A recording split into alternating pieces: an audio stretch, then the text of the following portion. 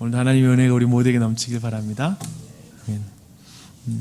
예수님은 제자들이 어린 양과 같이 무능하고 무지한 것과 그리고 세상은 늑대와 같이 영악하고 강한 것을 잘 알고 계심에도 제자들에게 갈지어다 라고 이렇게 말씀하십니다. 우리도 그리고 제자들도 당혹스러운 명령이 아닐 수가 없습니다. 아직 나는 부족한 것이 많고 또한 연약하며 문제투성이고 이 모든 걸 감당할 수 없는 영적 추수의 사명을 주시기 때문에 참 부담스럽고 힘겹습니다. 주님의 인도하심 속에서 영적 추수의 사명을 감당하는 그 여정 속에서도 사실 여전히 우리는 치료되지 않는 영육간의 병의 문제를 가질 수 있고요. 이런저런 문제들을 우리는 껴안고 계속해서 이 사명에 대해서 고민해야 될 것입니다. 참으로 인간의 무능과 무지는 바닥이 없는 것 같습니다. 제가 이 표현을 한번 적어봤어요. 인간의 무능과 무지는 바닥이 없는 것 같다. 제가 해보니까 그래요. 왜 이렇게 계속 바닥을 쳐도 왜 계속 치고 있는지 그런 생각이 들 때가 있습니다. 지난 9년 동안 바닥을 치기를 반복했는데 또 바닥을 칩니다. 그러다 보면 우리는 하나님께 저와 같은 어린 양을 왜 선택하셨을까라고 이렇게 푸념할 때가 있죠. 속상해서 그냥 그렇게 말할 때가 있습니다. 그런데 주님의 마음이 분명하게 제게 느껴졌습니다. 나는 너를 어린 양인 줄 알고 불렀단다. 나는 혼자서 아무것도 할 수 없는 무력하고 무지한 어린 양임을 알고 너를 불렀단다. 주님이 분명하게 이렇게 말씀하세요. 하나님은 우리를 너무 잘 알고 계십니다. 정말 여러분을 잘 알고 계세요. 다만 우리는 우리를 몰라서 계속 바닥치는 것 같죠. 그냥 나의 밑바닥을 나만 몰라. 주님은 더 잘 알아요. 그렇죠? 그러실 거예요. 그런데 우리가 어린 양임에도 불구하고 우리를 보내시는 이런 말씀을 주십니다. 어린 양에게 필요한 것은 목자란다. 저 늑대와 같은 세상이 두려워하는 것은 어린 양이 아니라 그 뒤에 서 있는 목자란다. 그래서 우리에게 동행에 대해서 말씀하셨죠. 예수님의 여러분 이 강조를 여러분 주목하셔야 됩니다. 왜냐하면 우리는 너무 자주 나를 왜 이렇게 약하게 지으셨습니까? 왜 나를 둘러싼 환경이 이렇습니까? 제발 바꿔주세요 라는 게 우리의 기도 제목이고 우리가 신앙과 하나님께 기대하는 것들입니다. 거기에 너무 익숙해요. 예수님은 모든 민족으로 제자 삼으라는 위대한 명령을 하시고 사실 위대한 약속을 하셨습니다. 이것을 또 주목해 볼 필요가 있는데요. 여러분 이렇게 말씀하시잖아요. 마지막에 볼지어다 내가 세상 끝날까지 너희와 항상 함께 있으리라. 이게 강조가 되는 거예요. 위대한 명령은 위대한 약속 없이는 불가능합니다. 이룰 수 없는 거예요. 오늘 말씀도 동일한 것이잖아요. 그렇죠? 목자를 강조하잖아요. 그렇죠? 그것처럼 주님이 함께 하시는 것을 강조하고 있다는 것이죠. 가나안 정탐을 하고 나서 한 부류는 한마디로 이런 말을 해요. 우리가 올라가면 저 거인족 속에 밥이 될 것입니다 라고 말을 해요. 그러자 여호수아와 갈렙이 이렇게 말해요. 여호와를 거역하지 말라. 또 그 땅 백성을 두려워하지 말라. 그들은 우리의 먹이라. 그들이 우리의 밥이다. 그들의 보호자는 그들에게서 떠났고 여호와는 우리와 함께 하시니라. 그러므로 두려워하지 말라. 여호와가 함께하니까, 목자가 함께하니까 두려워하지 말아라. 도리어 그들이 우리 밥이야. 그러니까 당연히 어린 양이 늑대의 밥이 맞는데, 그렇죠? 밥이 되는 게 맞는데 아니야. 그것이 아니라고 지금 우리에게 우리의 믿음의 선진 여호수아와 갈렙은 말하고 있죠. 그렇죠? 골리앗을 향해서 나아가는 다윗이 외칩니다. 너는 칼과 창과 단창으로 내게 나아오거니와 나는 만군의 여호와의 이름 곧 내가 모욕하는 이스라엘 군대의 하나님의 이름으로 내게 나아가노라. 그러니까 목자이신 하나님이 목동 다윗과 함께 달려가고 있죠. 우리 주님이 무엇을 강조하신지를 정말 여러분이 이해하게 되면 어린 양을 늑대에게 보낼 때 갈지어다라는 이 명령을 아마도 우리는 그 명령 앞에 이렇게 고백할 거예요. 주님, 저를 택해 주님이 친히 가시려는 그 지역, 가정, 사람에게 보내주시니 감사합니다. 주님의 동역자가 되게 해주시니 감사합니다. 이게 마땅한 반응이죠. 그렇죠? 돈 9개라도 좀 아멘은 안 되더라도 그렇죠. 이렇게 1절부터 3절을 통해서 어린 양과 함께 하나님의 복음을 전하시는 하나님에 대해서 함께 우리가 살펴보았습니다. 오늘은 4절부터 16절 내용 볼 텐데요. 여기서 나오는 구체적인 전도 여행 프리젠테이션 한번 볼 거예요. 어떤 태도로 영적 추수에 임해야 되는지가 여기에 나오고 있습니다. 4절입니다. 전대나 배낭이나 신발을 가지지 말며 길에서 아무에게도 문안하지 말며 라고 말합니다.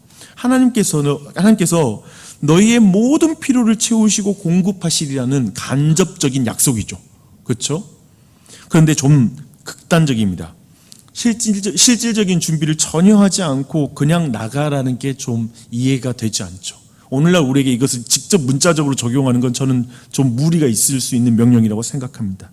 근데 이것은 마치 이렇게 이해해야 돼요. 홍해가 갈라질 때 먼 발치에서 이제 하나님이 하나님 되신 걸 봐라라고 하는 그런 강조점, 요단강을 건널 때, 여리고성을 정복할 때, 곧 새로운 역사의 장이 열릴 때마다 하나님은 그분의 백성들에게 너무나 가르치고 싶어하는 게 있어요. 지금 예수님도 그래요. 여기 영적 추수는 사람의 지혜와 능력으로 감당할 수 없는 이름을 일깨우고 싶은 거예요. 앞에서 말했던 홍해, 요단강, 여리고성 전쟁의 특징은 뭐냐면 잠잠히 너희의 영적 전투력으로 전쟁하는 거 아니다. 내가 너희의 앞서 일하는 걸 봐라라는 걸 믿게 하기 위함이죠. 그걸 강조하시는 거예요. 이 말씀에도 그래요. 전대나 배당이나 신발, 오늘날 우리에게 예를 들면 두 가지 극단이 있겠죠. 준비하지 않고 믿기만 하면 된다라고 말하는 거. 또 한편에 준비만 하고 믿지 못하는 두 가지 극단이 우리의 삶에 있죠. 그리고 우리는 분명히 건강한 건 우리가 열심히 기도하고 주님을 믿고 그리고 모든 능력과 지혜를 동원해서 준비해야 되는 거. 이게 건강한 우리의 일상의 삶이겠죠. 하지만 마치 우리 말씀에서도 앞에서도 출수할 일꾼을 구하며 내가 출수할 일꾼이 돼야 되죠. 이런 식의 어떤 원리가 맞죠. 그런데 우리의 삶을 잘 보십시오. 우리의 삶을 잘 보면요, 우리가 챙기는 만큼 챙기는 것에 의지해요. 준비한 것으로만 일하려고 해요. 준비 안 되면 안 하죠. 마치 우리는 끊임없이 내 자신의 준비와 열심히 챙기는 것, 챙기면 챙길수록 하나님 의지하지 않아요. 제가 설교 준비가 완벽하면 완벽할수록 더 정말 많은 걸 외우면 외울수록 왠지 주님을 더 의지하는 마음이 약해져. 그러니까 내 힘으로 하려고 해. 이게 우리의 인간 안에 있는 한계인 것 같아요. 그런 측면에서 우리는 분명하게 확인해야 돼요. 영적 출수에 있어서 전적으로 주님을 의지하라고 말씀하신 거죠. 전적으로 주님을 의지해라. 너를 의지해서 하지 말라 라는 걸 우리에게 가르쳐 주시는 것을 기억하십시오. 5절과 6절을 읽겠습니다. 어느 집에 들어가거든 먼저 말하되 이 집이 평안할지어다 하라. 만일 평안을 받을 사람이 거기 있으면 너희의 평안이 그에게 머물 것이요 그렇지 않으면 너희에게로 돌아오리라. 예수님은 어느 집, 곧 집을 구별하지 말고 대상 묻지 말고 그들에게 평안을 선포하라고 이렇게 말씀하고 있습니다. 참 그렇죠. 대상 구별하고 우리는 되게 대상 구별하는 것에 시간 많이 써요. 누구한테 내가 볼 땐 이 사람 될 만한 사람 고르느라고 시간을 너무 많이 쓰고 있죠. 정성도 많이 들이고 있을 거예요. 그렇죠. 근데 어쩌면 그걸 구분하지 말고 더 강조되는 건 평안을 그들에게 선포하라라는 게 강조되고 있죠. 근데 여기서 평안은 단순한 우리의 말에서 안녕이라는 말의 이상의 개념을 가지고 있습니다. 평안, 곧 샬롬을 비는 것은 메시아적 통치가 가져오는 샬롬입니다.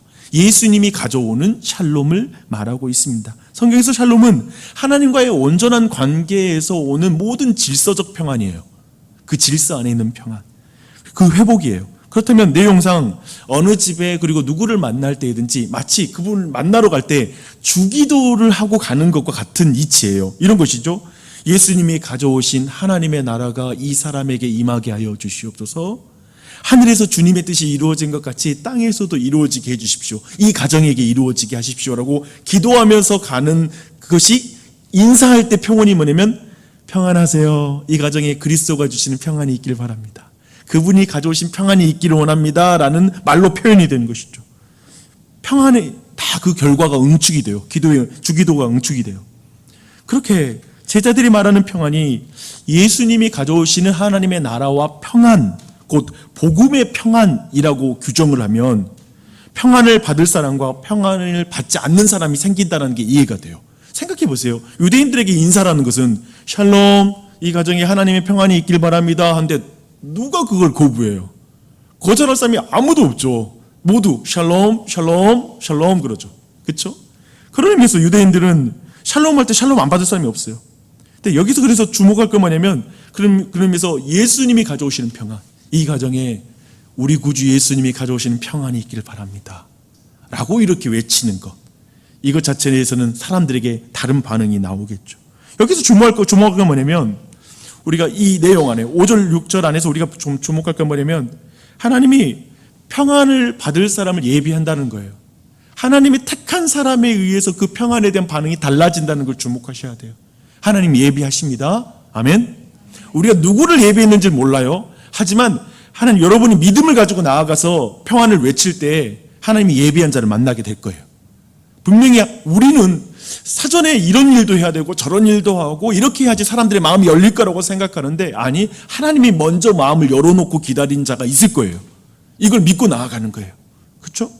그래서 예비하실 것입니다. 다만 우리는 하나님이 우리를 통해 한 가정 한 사람에게 평안을 베푸시는 분이시기에 그분의 말씀에 따라 대상 따지지 말고 평안을 선포하는 사명을 수행하는 것이죠. 여기에 우리가 주목하는 것이죠. 대상 따지지 말고 나는 평안을 그냥, 예수님께 평안이 있습니다, 예수님에게 있는 그 평안이 당신에게 임하길 바랍니다, 그리고 정말 그러한 그분을 사랑하고 축복하는 마음으로 나아가는 그 자리에 우리 모두가 서기를 축원합니다. 이제 예수님은 사실 크게 보면 두 대상이 있어요. 이 평안을 비롯해 두 가지 부류의 대상이 나온다고 했잖아요. 6절부터 9절까지는 평안을 받아들이는 대상과의 관계에서 있는 말씀이라면, 수용적이지 않는 대상에 대해서는 10절부터 16절에서 그 수용적이지 않는 사람과 관련된 말씀을 주고 있습니다. 이제 그와 관련해서 이제 7절, 8절 말씀 함께 읽겠습니다.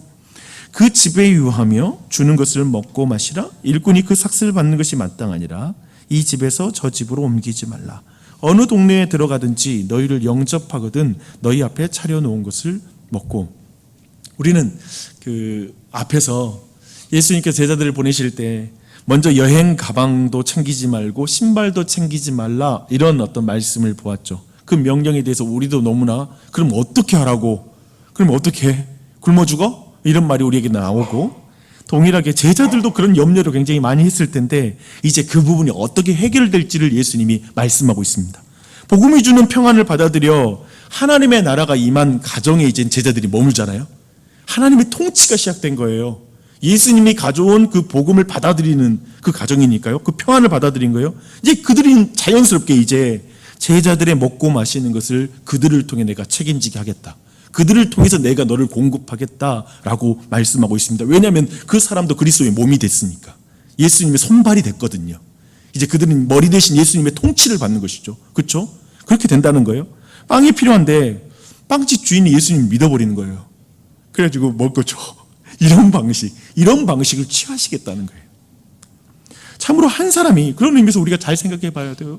그냥 우리 한 사람이 열심히 모든 것을 준비해서 다 챙겨서 복음의 사명을 감당하는 게 아니라, 하나님은 더 스케일이 크셔서 하나님의 나라 안에서 친히 자신의 통치를 받고 있는 다른 자들을 통해 나의 모든 약점이, 그리고 필요한 것들이 채워지고 나로 하여금 그 사명을 수행할 수 있도록 집중케 하는 것이죠. 사실 오늘날에 지난 9년 동안에도 돌아보면 목회자 가정도 그렇고 얼마나 사랑하는 성도들의 공개를 통하여서 이 목회자도 삶을 살아갈 수 있었고 제가 이 사역을 집중할 수가 있었죠. 그렇죠? 그 모든 것이 있는 거죠. 그런 방식을 하나님은 통치해서 이루어 나가시는 것이죠. 그러나 머무는 집에 또 한 가지 조건이 걸려요. 머무는 집에 대접을 받는 것은 가하나 이익에 따라 무언가를 그들로부터 더 얻기 위해서 이 집 저 집을 기웃거리지 말라고 명령하십니다. 흥미로운 말씀입니다. 이 말씀은 참으로 오늘날 목회자에게 좀 더 적용할 수 있는 말씀이라는 생각이 들어요. 공급이 되는 거예요. 근데 보니까 저 집이 더 잘 살아. 저 사람 예수님 믿었어. 근데 내가 지금 머문 집이 좀 가난한 거야. 저 집으로 좀 옮겨야 되겠다. 가면 더 대접 잘 받을 것 같은데 이 집을 옮겨. 이러지 말아라. 그러니까 너의 이익을 위해서 여기저기 왔다 갔다 하지 말고 그러지 말아라 라고 이렇게 또한 분명하게 말씀하고 있는 것이죠. 주님은 이렇게 주님의 통치의 확산 속에서 공급할 것이니 염려하지 말고 온 마음과 힘을 집중해서 이 복음의 사역을 감당해라 라고 이렇게 제자들에게 말하고 있죠. 우리가 교회를 섬기고 또한 우리에게 이웃들을 섬기는 삶 속에 복음을 나눌 때 내 가족은 누가 챙깁니까? 내 삶은 누가 책임입니까? 여러 가지로 피곤합니다. 먹고 사는 것도 힘든데 라고 말할 때 잊지 마십시오. 이 말씀을. 주님이 그분의 나라 안에서 내 삶을 채우십니다. 그리고 공급하십니다. 그 사실을 믿을 때 우리는 이 일을 감당할 수가 있죠. 이제 9절을 읽겠습니다. 거기 있는 병자들을 고치고 또 말하기를 하나님의 나라가 너희에게 가까이 왔다 하라 라고 말합니다. 여러분 여기 오세요. 영육간에 병든 것을 고치되 천국이 임하였다라는 그 복음의 선포와 함께하라고 지금 말씀하고 있는 것이죠. 근데 여기에서 그런 의미에서 치유 사역이라는 게 특별한 의미를 가지고 있다는 게 지금 이 말씀에서 분명히 드러납니다. 치유 사역은 단순히 병원 가지 말고 내가 병원의 문제를 다 해결해 주겠다 이런 차원을 넘어서서 치유 사역은 천국이 임했다라는 복음의 표적입니다. 천국의 표적이라는 거예요. 그리고 병 고침을, 그래서 그런 의미에서 저는 여러분에게 정말 이렇게 도전하고 싶어요. 병 고침을 위해서 기도하십시오. 특별히 주변에 예수님 믿지 않는 사람 중에 병이 아픈 사람 있잖아요. 이 시간 제가 잠깐 기도해 줘도 될까요? 기도해 주세요. 병원 신방 가면 그냥 기도해 주세요. 제가 기도해 드릴게요. 병자를 위해서 적극적으로 기도하십시오. 손을 얹고 기도하십시오. 병이 나을 줄을 믿고 기도하십시오. 그러니까 굉장히 이건 중요해요. 사실은 그 병에 걸린 자들이 그 기도 가운데 물론 굉장한 위로를 경험할 뿐만 아니라 사실 하나님의 불신자에게도 하나님 병 치유하십니다. 여러분 자꾸 믿는 자를 위해서만, 내가 병자를 위해서만 기도해야지 고쳐진다는 생각을 내려놓으십시오. 하나님은 신자의 기도를 통하여 믿지 않는 자들에게도 하나님의 치유가 임할 수 있습니다. 우리는 그걸 믿고 기도해야 돼요. 그래서 그렇게 기도하라는 거예요. 그렇게 기도하고 나오면 좋겠어요. 예수님이 이렇게 여기까지 예수님은 평안을, 복음으로 말미암는 평안을 수용하는 자를 향한 말씀을 여기까지 이렇게 하시고 이제 수용적이지 않는 대상과 관련해서 이제 말씀하십니다. 10절 11절 말씀 함께 읽겠습니다. 어느 동네에 들어가거든 너희를 영접하지 아니하거든 그 거리로 나와서 말하되 너희 동네에서 우리 발에 묻은 먼지도 너희에게 떨어버리노라. 그러나 하나님의 나라가 가까이 온 줄을 알라 하라. 여러분 복음을 전하면 반드시 배척하는 사람이 있다라는 걸 예수님 미리 말씀하십니다. 반드시 있습니다. 우리는 사실은 결과가 두려워서 못하거든요. 배척할까 봐, 관계가 깨질까 봐. 사실 이건 어마어마한 오늘날의 중압감이에요. 우리는 상상할 수 없는 어떤 두려움 가운데 있어요. 어떤 이런 어떤 배척에 대한 두려움이 있죠. 근데 그것은 복음을 전하는 자가 지혜롭지 못하기 때문도 아니고 부족하기 때문이도 아니고 능력이 없어서도 아니라는 사실을 기억하십시오. 당연히 생기는 것입니다. 근데 그래도 외쳐야 돼요. 회개하라 천국이 가까이 왔느니라 말씀하시죠. 그렇죠? 하나님 나라가 가까이 왔다고 그들에게 말해라. 떠나면서도 그렇게 말하라는 거예요. 그래도 하나님 나라 가까이 왔습니다. 이 말은 뭐냐면 사도 요한이 말했던 말이 세례 요한이 외쳤던 말이기도 하고 예수님께서 가장 먼저 하신 말씀이죠. 회개하라 천국이 가까이 왔느니라. 이 말을 우리도 외치라는 거예요. 거절해도 외치라는 것이죠. 그들의 배척은 지금 우리를 통해서 그들에게 선포된 천국을 사실상 거부하는 것입니다. 이걸 주목하셔야 됩니다. 이따 마지막에 제가 좀 더 이야기할 텐데 사실 단순한 배척이 아니에요. 굉장히 높은 차원의 배척이에요. 비록 사람의 입을 통해서 선포된 것이나 저들에게 선포된 천국을 배척하는 것이기 때문에 그게 얼마나 큰 범죄인지 몰라요. 그리고 얼마나 비참한 결과를 가져오는지 몰라요. 그 내용이 12절부터 나옵니다. 내가 너에게 말하노니 그날에 소돔이 그 동네에서 견디기 쉬우리라. 화 있을진저 고라시나 화 있을진저 벳세다야. 너에게 행한 모든 권능을 두로와 시돈에서 행하였더라면 그들이 벌써 베옷을 입고 제에 앉아서 회개하였으리라. 심판때에 두로와 시돈이 너희보다 견디기 쉬우리라. 가버나움아 내가 하늘에까지 높아지겠느냐? 음부에까지 낮아지리라. 너희 말을 듣는 자는 곧 내 말을 듣는 것이요 너희를 저버리는 자는 곧 나를 저버리는 것이요 나를 저버리는 자는 나 보내신 이를 저버리는 것이니라 것이라 하시니라. 아멘. 아멘. 그렇죠. 사실은 이 거부하는 자에서는 길게 나누지 않을게요. 하지만 주목할 건 뭐냐면 왜 이들에게 심판이 엄중하냐면 되게 엄중하게 나오죠. 그렇죠. 아주 강하게 묘사되고 있어요. 근데 왜냐하면 증인은 그냥 인간의 자격으로 세운 게 아니에요. 아까 말했죠. 우린 도리어 어린 양이죠. 우리가 어린 양이기 때문에 우리는 말할 수 있어요. 나 박사학위 있어서 하나님 날 택하셨어요. 저는 놀라운 어떤 열심이 있다 보니까 열정적인 사람이어서 하나님이 택했어요 라고 말할 게 없어요. 하나님이 그냥 세웠어요. 이게 참 놀라운 거예요, 여러분. 근데 그 위치, 하나님의 인간적으로 세워진 게 아니라 그리스도의 대리자로 세워졌다는 거예요. 그러니까 전도자는 그리스도의 대리자예요. 그리고 그를 통해서 하나님의 말씀이 선포되는 것이죠. 그렇기 때문에 말씀을 보세요. 너희 말을 듣는 자는 곧 내 말을 듣는 것이요, 너희 말을 듣지 않는 자는 곧 내 말을 듣지 않는 것이요, 너희를 저버리는 자는 곧 나를 저버리는 것이요, 나를 저버리는 자는 나를 보내신 이를 저버리는 것이라. 그게 그런 말이었어? 그런 의미야? 그것이죠. 사실은 전도는 어떤 의미의 두 가지의 사건이에요. 전도는 구원하시는 사건이죠. 전도는 두 번째 심판하는 사건입니다. 전도를, 그래서 우리를 통하여 복음이 증거될 때 그걸 거절할 때 심판이 시작되는 것이죠. 일어나는 것이죠. 굉장히, 그래서 전도라는 것은 굉장히 엄중한 일이기도 합니다. 그래서 우리가 그 말을 듣잖아요. 이 천국 복음이 온 땅에 증거된 이후에 하나님 나라가 임할 것이라고 말하고 있잖아요. 그 의미를 잘 생각하셔야 돼요.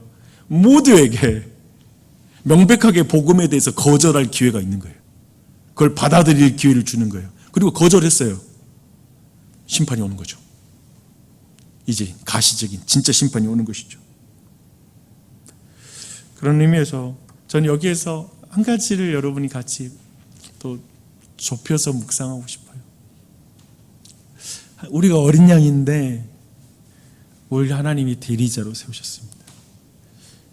이것에 감사해야 됩니다. 이것이 얼마나 큰 은혜인지 모릅니다.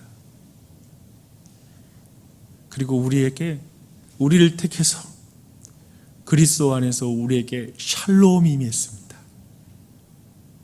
샬롬, 샬롬. 아멘. 하나님과의 온전한 관계 안에 있는 질서 안에 들어가게 됐죠. 이건 어떤 것으로 살 수 없어요. 내가 돈으로도 못 사요. 내가 어떤 지위로도 못 사요. 오직 예수 그리스도가 주시는 평안이 있죠. 이제 그 평안을 나누는 자로 우리를 부르셨어요.